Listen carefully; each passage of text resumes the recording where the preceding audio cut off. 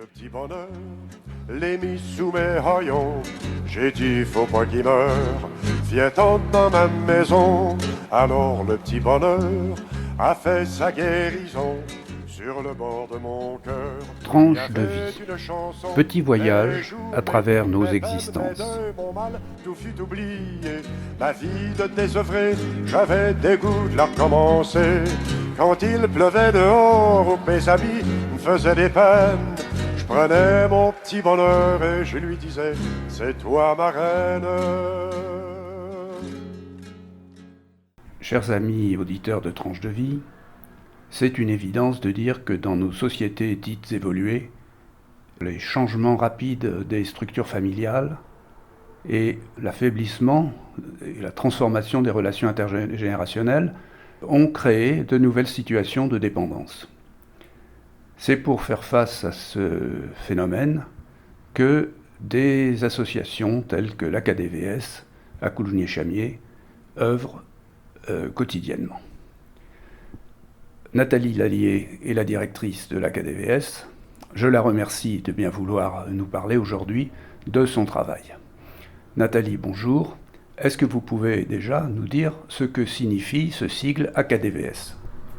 Bonjour, AKDVS, c'est le regroupement de l'ACAD et de l'ADVS, qui étaient deux associations, une sur Coulugny-Chamiers, une sur Chancelade, qui se sont regroupées en 2008 et qui ont formé l'AKDVS.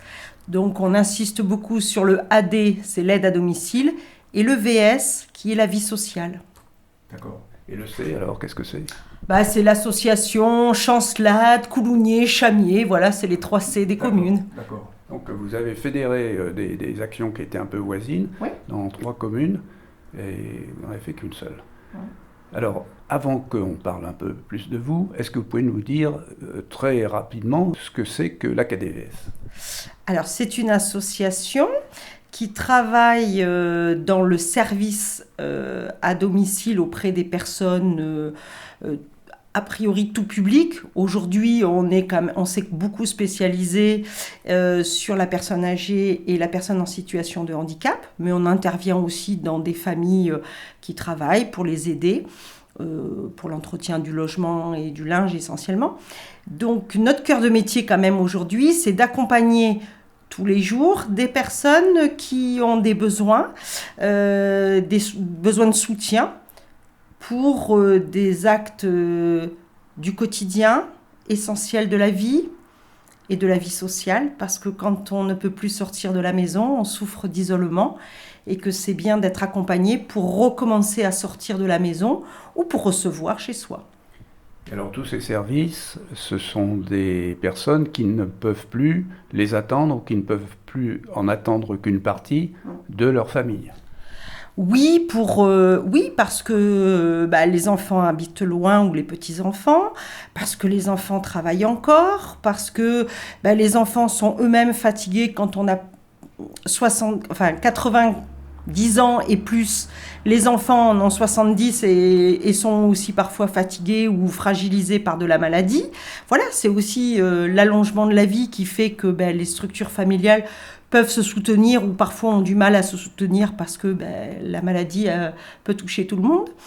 Et notre rôle avec d'autres partenaires du champ social, du champ médical, des partenaires qui sont sur le territoire, on aide, on accompagne, on propose des solutions très complémentaires pour que la vie au quotidien soit qui corresponde le mieux à ce que la personne attend de sa vie de tous les jours.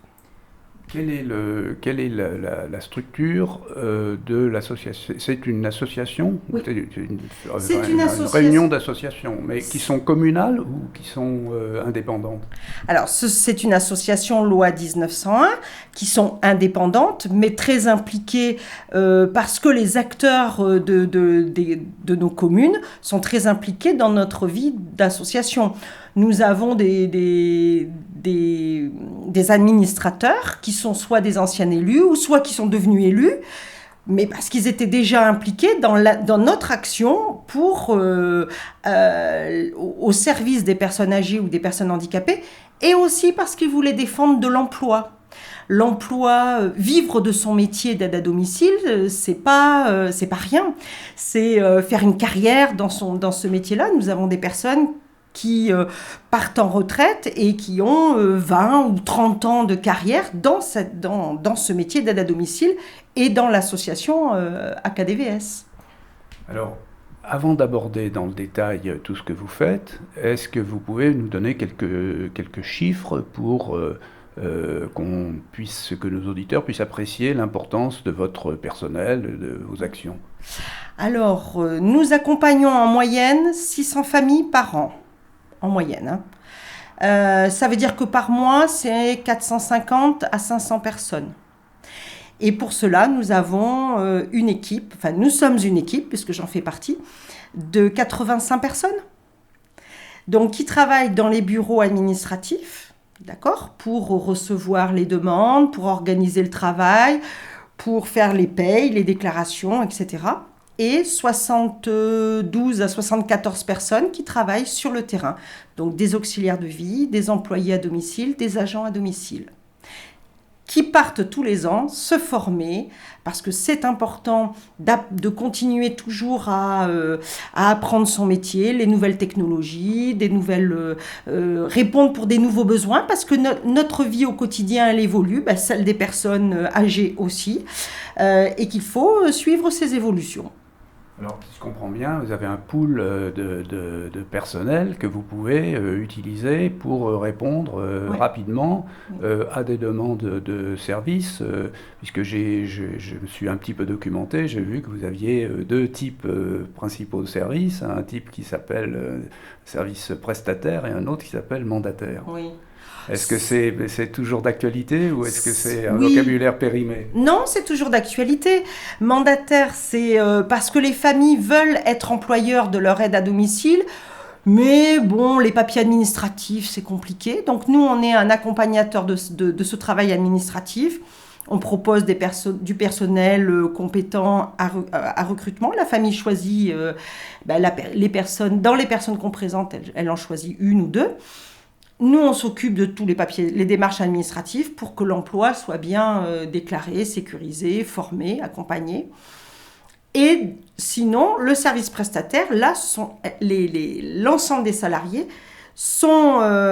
dépendent de l'association AKDVS. C'est parmi ces salariés que vous allez sélectionner une personne qui va répondre à une demande précise de service. Oui. Ça veut dire que dans les communes où vous agissez, vous avez des relations avec les services sociaux dépendant directement de la commune. Je prends l'exemple de Clougnier-Chamiers, par exemple. Le centre communal d'action sociale peut vous envoyer des clients potentiels. Ah oui, et nous travaillons sur même des projets communs avec le centre d'action sociale et même le centre social Saint-Exupéry. Nous menons des actions pour accompagner sur la vie sociale, pour rencontrer les personnes qui vivent seules mais qui sont encore un peu autonomes, qui peuvent sortir de chez elles. Et bien, nous avons mis en place un temps convivial de repas le mercredi midi, ou des accompagnements pour des courses de façon un peu collégiale. Enfin, voilà, on met en place des initiatives et bien sûr, c'est avec les services d'action sociale des communes, bien sûr. D'accord, puisque là, j'ai listé tout à l'heure, là, j'ai regardé un petit peu toutes les directions dans lesquelles vous travaillez. Alors, il y a la famille, il y a la personne, il y a la sécurisation, il y a tout ce qui concerne l'action administrative, ce que vous évoquiez tout à l'heure, la vie sociale avec ce que vous venez d'évoquer à propos de votre collaboration avec le Centre social Saint-Exupéry, et puis la mobilité, puisque c'est devenu quelque chose aussi, un service important qui est attendu d'un certain nombre de personnes qui sont isolées pour une raison ou pour une autre. Oui, nous accompagnons soit en individuel, parce que les personnes ne peuvent plus conduire et l'aide à domicile a un véhicule adapté pour accompagner une personne âgée, mais aussi une personne en situation de handicap avec un fauteuil roulant. Mais aussi une personne âgée avec un fauteuil roulant. Aujourd'hui, nous sommes équipés d'un camion et donc ça permet de maintenir l'intervention à domicile, mais avec un véhicule adapté qui permet à la personne de monter dans le véhicule et de partir faire des courses ou à des rendez-vous médicaux ou administratifs qu'elle a besoin de réaliser. Donc en fait, on peut le faire en individuel, mais aussi on le fait en collectif. En petit collectif de 4 personnes maximum, avec l'auxiliaire de vie, et qui font des activités de loisirs, de plaisir, de la vie. Soit elles vont marcher sur la voie verte, ou elles se reçoivent pour faire des jeux en commun, ou pour manger ensemble, mais à domicile, et passer des moments conviviaux. Et là, l'accompagnement à la mobilité, c'est important, puisqu'on sait que quand on ne peut plus conduire ou quand on ne peut plus marcher longtemps, l'isolement devient vraiment un gros problème et source d'ennui terrible et de mal-vivre, on va dire. Hein. Voilà. Problème psychologique de tout ça. Voilà. Alors, donc, moi je retiens quand même que cette rupture de l'isolement, c'est quand même un de vos objectifs essentiels, qui regroupe plusieurs de vos actions. Comment vous faites-vous connaître ? Est-ce que les gens viennent quelquefois spontanément, ou est-ce que vous... on évoquait tout à l'heure la situation du Centre communal d'action sociale, mais est-ce qu'il y a d'autres sources qui peuvent vous procurer aussi des clients potentiels ou qui veulent diriger des personnes vers vous ? Oui, il y a plusieurs sources. Il y a le bouche à oreille, parce que la qualité du travail rendu par les personnels, les gens parlent entre eux, les familles se parlent, et donc nous recommandent, parce que les aides à domicile font du bon travail. Donc ça, c'est quelque chose qui est important. Et puis, j'ai envie de dire, tous les professionnels de santé, qui observent aussi le travail qui est fait par le personnel au domicile des familles, donc infirmiers ou médecins, nous recommandent aussi. Il y a les services sociaux, les assistantes sociales de l'hôpital ou des cliniques ou des centres de convalescence qui nous les orientent. Parce que mon équipe administrative et moi-même, nous travaillons beaucoup avec eux pour corriger ce qui ne va pas, pour répondre aux attentes des familles. Et c'est pour ça que depuis des années, on travaille tous les jours de l'année, toutes les nuits. C'est-à-dire qu'on est ouvert 7 jours sur 7, 24 heures sur 24, oui, au domicile des personnes, parce que c'était un besoin et on a construit des réponses pour répondre à ces besoins. Et en fait, les personnes s'adressent à nous parce qu'elles ont entendu parler de nous, par des professionnels ou par le bouche à oreille, principalement. Voilà. Alors, avant peut-être de vous poser quelques questions sur la manière dont vous avez vu évoluer la demande au fil du temps de votre expérience, on va parler un petit peu de vous. Comment est-ce qu'on devient responsable d'un organisme à vocation sociale tel que la KDVS ?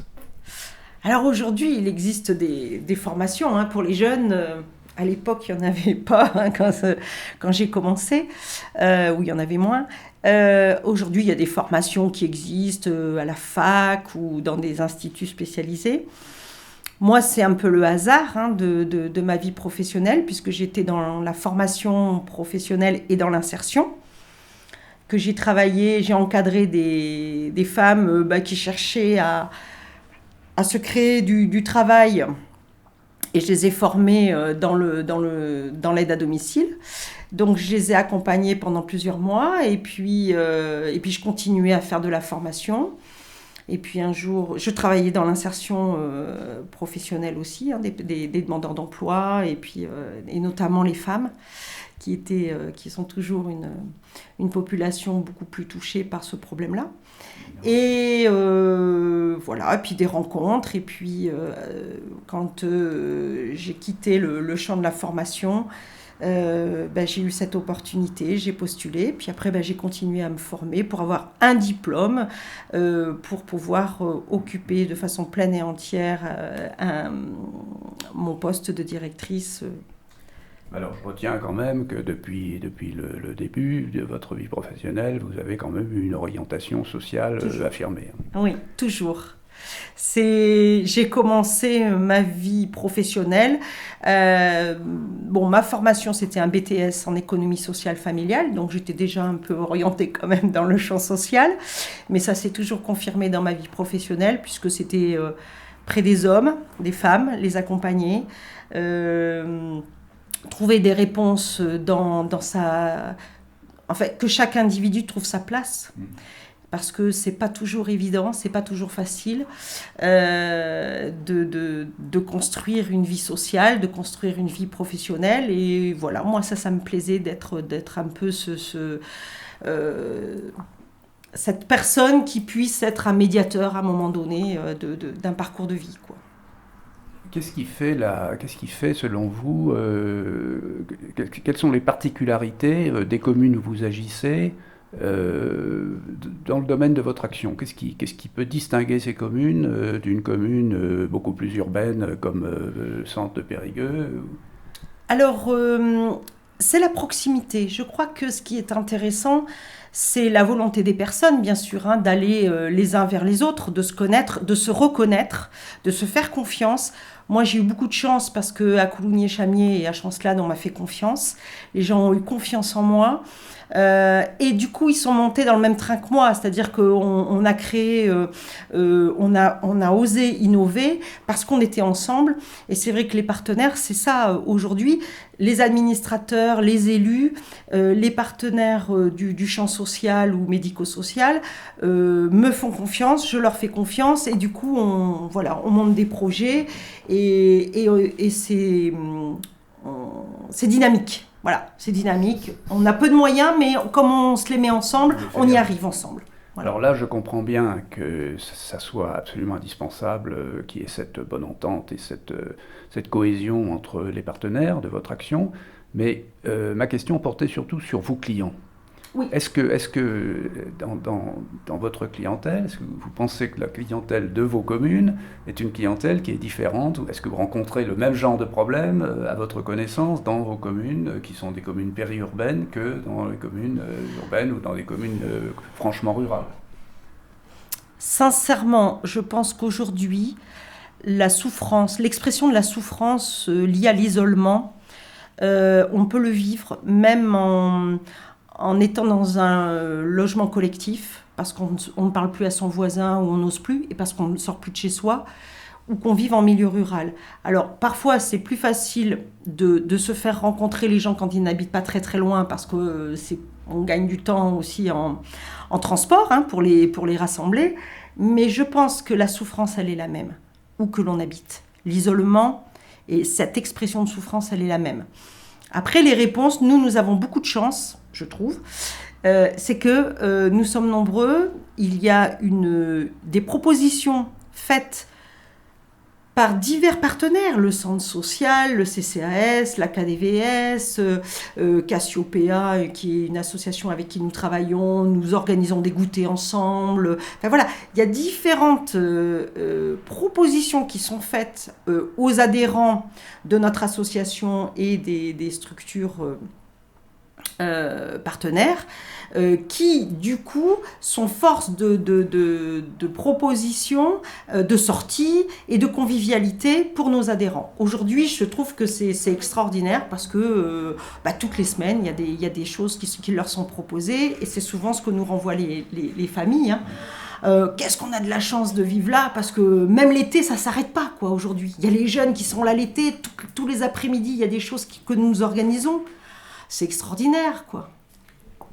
Donc, vous, de la position que vous occupez, est-ce que vous avez l'impression que dans des communes où vous agissez, il peut encore exister des poches ou des situations individuelles d'isolement vraiment tragiques et oui. Auxquelles vous n'avez pas encore pu remédier? Oui, tout simplement parce qu'une personne qui souffre parfois ne s'autorise, n'imagine même pas qu'il peut y avoir un petit coin de soleil, un petit coin de bonheur à côté là, avec donc les différentes activités que nous proposons, les actions de convivialité, de vie sociale.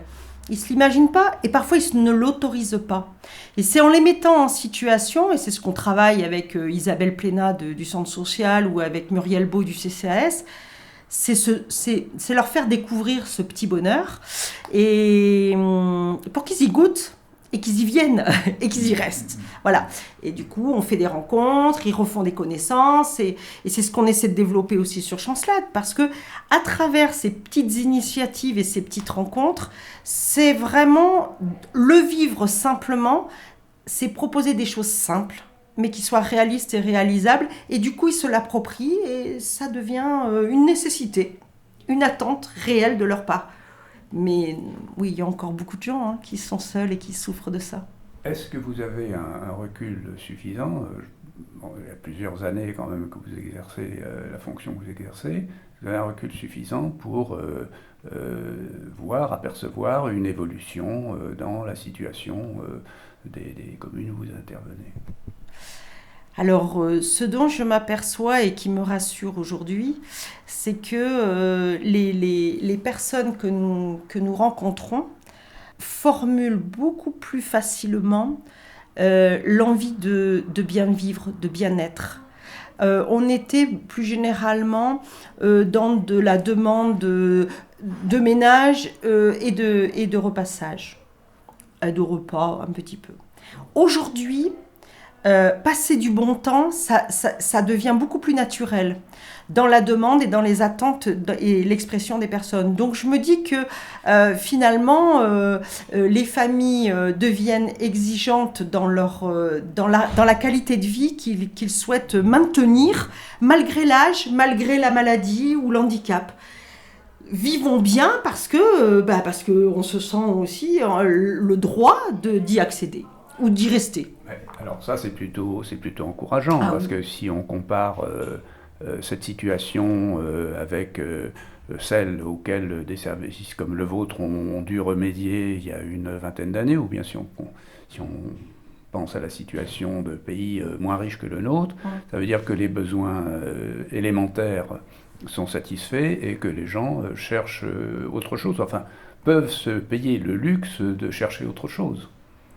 Même s'ils ont des moyens réduits. Alors, c'est là où je pense que nous avons été intelligents, c'est que nous avons permis aux familles, même sans beaucoup de ressources, d'y accéder. Parce que c'est ça l'enjeu. Apporter une réponse à des gens qui ont les moyens d'y satisfaire par leurs propres moyens, parce qu'ils ont la chance d'avoir une très bonne retraite ou des ressources suffisantes, j'ai envie de dire, ça c'est facile. Tout le monde peut le faire. Apporter une réponse qui soit accessible financièrement à tous, il était là l'enjeu. Et je pense que c'est là où on a été fort, c'est qu'on s'est mis ensemble et qu'on a apporté des solutions où les gens ont compris qu'en se mettant ensemble, ça serait beaucoup plus accessible financièrement. Et c'est vraiment... et puis on va chercher des fonds, des aides pour rendre toujours plus accessible aux plus nécessiteux, quoi. L'égalité d'accès, c'est une réalité aussi. Alors, puisque vous me tendez la perche, je vais vous demander comment vous trouvez vos ressources, puisque une partie de vos services sont des services que vous rendez et qui ne sont pas... qui sont gratuits. Une partie parce qu'on va chercher soit auprès des caisses de retraite qui ont des fonds d'action sociale, donc on dépose des dossiers. Vous voyez, en ce moment, je suis en train de déposer un dossier pour que les aidants qui accompagnent tous les jours leurs proches malades aient le droit aussi d'avoir un après-midi de détente, de bien-être, puissent obtenir ce droit-là et que ça soit soutenu financièrement et aussi que leur proche malade soit lui aussi accompagné par un professionnel. Voilà, alors je vais solliciter à des caisses de retraite pour ça, ou alors à des fondations, ou alors quand il a fallu rechercher... acheter des véhicules, je suis allée rencontrer des fondations de banques ou d'assurances, enfin voilà. Système D, faut lire, faut rechercher, faut écouter, parce qu'il y a aussi des partenaires qui nous indiquent, je veux dire les partenaires financeurs, c'est des partenaires qui me donnent des idées aussi. Oui, ça peut être gratifiant et même intéressant pour certains, mais... ça suppose quand même de votre part beaucoup d'imagination et beaucoup d'énergie. Oui, et de mon équipe, hein. Je ne suis pas toute seule. Alors justement, à propos de votre équipe, est-ce que dans votre équipe, il y a des bénévoles ou bien est-ce que ce sont uniquement vous avez quelle proportion de bénévoles?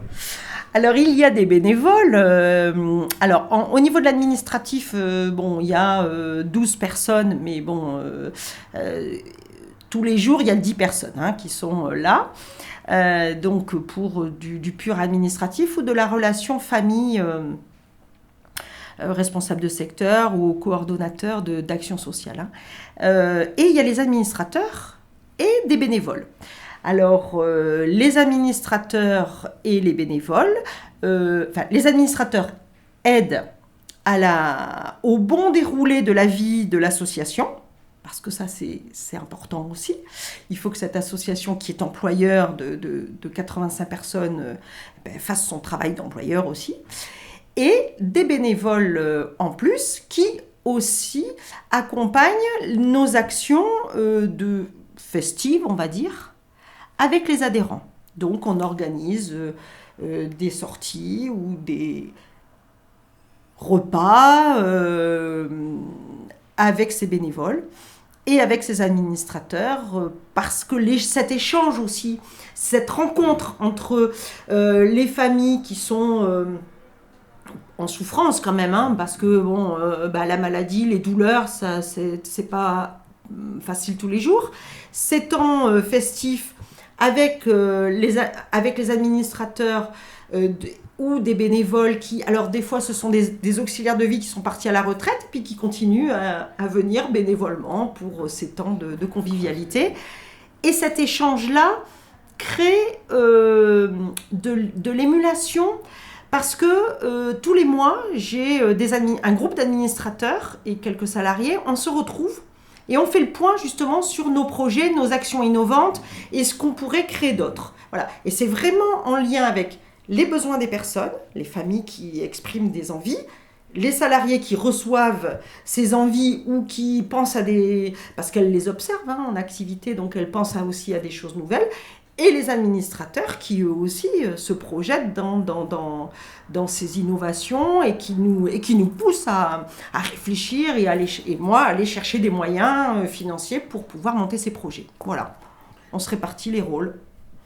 J'ai encore plein de questions que je voudrais vous poser. Il faudra peut-être qu'on fasse une deuxième séance, mais si on ne parle pas de votre vie en dehors de la KDVS, on va arriver au bout du temps qui nous est imparti.